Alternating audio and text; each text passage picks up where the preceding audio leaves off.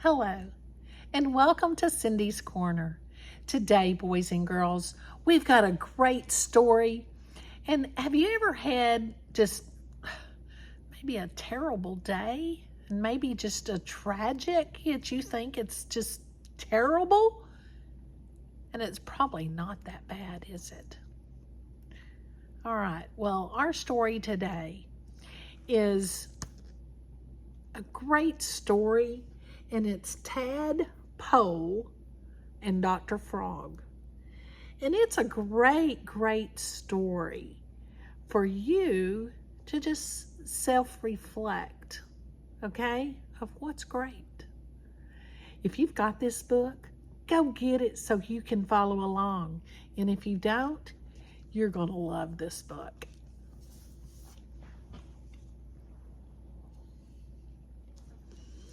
This is a self-help book for little ones.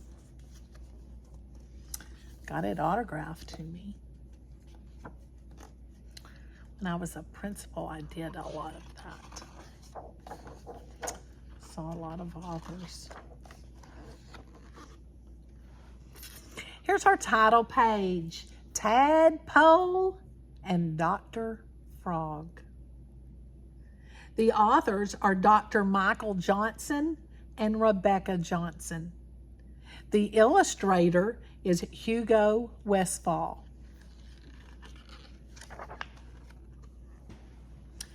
A long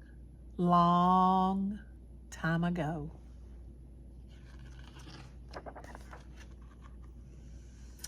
Here's the Daily Frogville, a long time ago. It's like the newspaper. You are now in Frogville. Frogville, not that long ago. Dr. Michael Johnson to speak. Well, actually, it wasn't that long ago. There lived a family that was in turmoil. Not that they lived in a town called Turmoil. They actually lived in the town of Frogville. Like many families, their lives were plagued by difficulties that seemed impossible to overcome. But what can one do in such situations? After all, some families have it and some don't, right? This family did not possess great beauty or wealth, but were rather ordinary in most respects. And like they say, some folks have all the luck, right? This family certainly did not have any luck, not a penny of money, and their physical appearance could hardly be described as attractive because they were a family of frogs. Yep, that's right. This tragic tale is a story of the Poe family. On this page, the Poes in happier times. This is a family portrait. Shows Grand Frog, Mother Mabel, Bull Howard, shortly before his ultimate death, Brother Cain, Ted, and family kitten, Lazarus. Finally, Aunt Sharon and Uncle Darrell. They're not pictured. There's the Poe family. It's the portrait. Tad was the youngest of the Poes, and his life was filled with problems. Other kids at school made fun of his name by calling him Tadpole. He tried over and over to explain to them that his name was not Tadpole, but rather Tadpole. At one time, of course, he had been a tadpole, but was now a frog in the 3rd grade. Tad lived with his brother, Cane. Cane Pole. Get it? And his mother, Mrs. Mabel Honora Frog. And folks, had she had a hard time. Her husband, William Howard, everyone called him Bull, had been tragically gigged by an unknown assailant just a few years earlier. Somebody was gigging and they gigged him. Here he is. It's his tombstone. He looked so natural at the funeral home.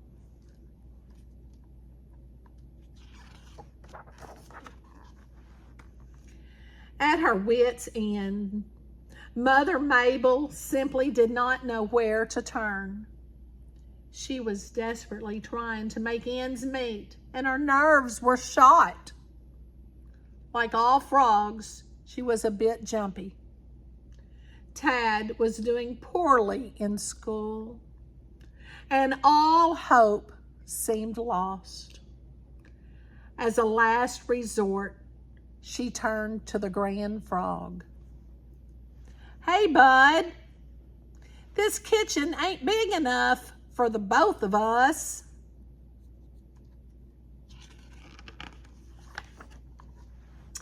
Mother Mabel asked Grand Frog if he would talk to Tad and somehow help him find a better way to live his life.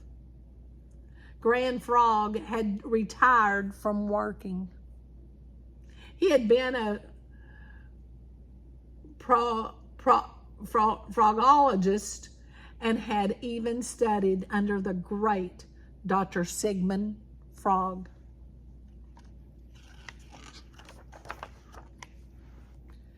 Grand Frog said that he would be glad to help him because he loved Tad so very much. So he asked Tad to join him outside on a soggy log in the middle of the swamp. He began the conversation by asking Tad why he thought life was so difficult, and said, "Tadpole," with his eyes so sad. Let's get a tear. "Now don't get upset, Grand Frog, and don't get mad, but school's so hard and I'm not doing good. This little frog's life is not turning out like I thought it would. I'm never going to make it through the 3rd grade. I'm under such much stress, and I'm afraid it's tough as the dickens, Grand Frog, being in the 3rd grade. My teacher hates me, this I know. It's her fault. Papa, that's my grades are so low." See. She always talking about reading and writing and spelling and all gives this little frog such a powerful headache. I just call her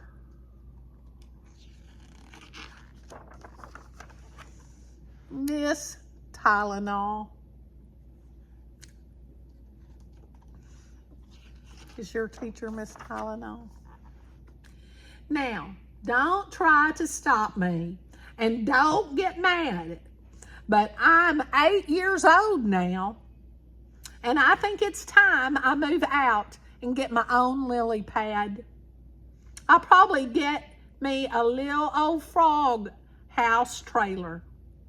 There goes the neighborhood. Frog trailer.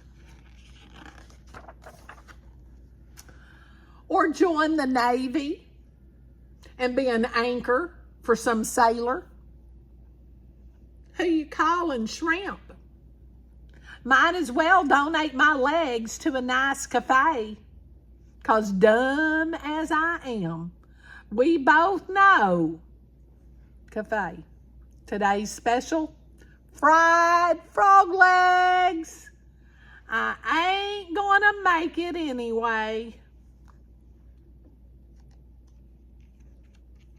He's afraid they're gonna take his legs. I ain't nothing but a green speckled fool. It's hard, Grand Frog, being the dumbest frog in that great big old school. Dumbest frog, first place. His granddad said, "Well, son, I'm not mad. I'm just awfully sad." Come on now, sweetie. You listen to your Grand Frog. Oh, brother, here comes a lecture. Hey, Buster Brown, it wouldn't hurt you to listen to this too.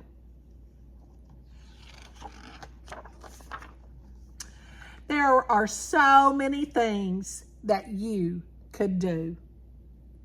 Poor dear, he's finally getting the help he needs. Hey, I know that cricket. Jim? No, Jimmy. No, Jiminy. Yes, that's it.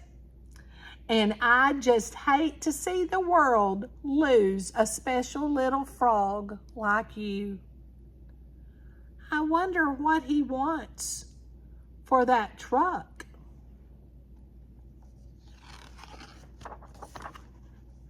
You see, my boy, if you think you're dumb and no good, then life just won't turn out like it should.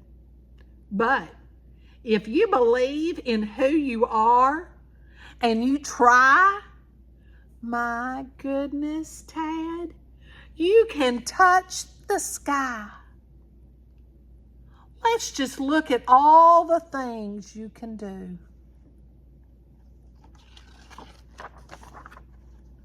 You could be a cowboy riding high. Apple of your teacher's eye. You could be a high-tech computer whiz. Gig this bite. You call yourself a mouse. Or sing and dance and star in showbiz. You could be a psychologist, the brain, or a marine biologist. Take 2 minnows and call me in the morning. You could be an architect, building buildings with great big doors. Coming soon, Stump Tower. Or an archaeologist studying dinosaurs. Eureka! You could be a nurse or a coach or a powerful preacher. You could follow in your Grand Frog's footprints and be a school teacher. Why, my boy, you just need to open your eyes. Son, do you realize that you could play Major League Baseball the way you catch flies? Partner, The first step is to get your eyes on a higher prize. Believe in who you are and try again. And you can go so very far. Hold it, Grand Frog, shouted Tad. Let me get this straight. Are you saying it's up to me to make my own life great? You mean if I tried up there in that school, I don't have to be a green speckled fool? Wow, Grand Frog, that is so cool. Tadpole and Dr. Frog sitting on a soggy log, floating along in a misty fog, when all of a sudden that old fog just up and lifted, and Tad realized his Grand Frog was saying in our own way, we are all gifted. And on that clear and starry night, a little green frog looked inside and saw the light. He realized there were so many things he could do. And you know, we can too. The problem is, it all depends on me and you. Personal note from Tad. So, after my talk with Grand Frog, I began to think differently about myself. I sat on the front row in school. I didn't understand something. I asked the teacher to explain it to me. I took my notes home at night and read them, and whenever the teacher announced a test was coming, I read those notes many times. And you know what? I began to make A's and B's. The awesome thing was, it wasn't as hard as it seemed. I got out of that fog and I realized my dream, overcame my adversity, went to Texas Christian University and became a horned frog. The little tale is oh so true. And there is one thing you must always do, and that is to remember, if Tadpole can do it, so can you. Good luck, my friends. And he's got on his TCU. Isn't that a great story? Sometimes have you felt like you just can't do it? You just don't know, and everything's just bad? And then it's up to you to get up that morning and put a smile on your face and say, I can do it. Tell me something that you did that you didn't think you can, and it wasn't that hard. I can't wait to see your comments, and make sure you give somebody a hug and tell them you love them. Thumbs up.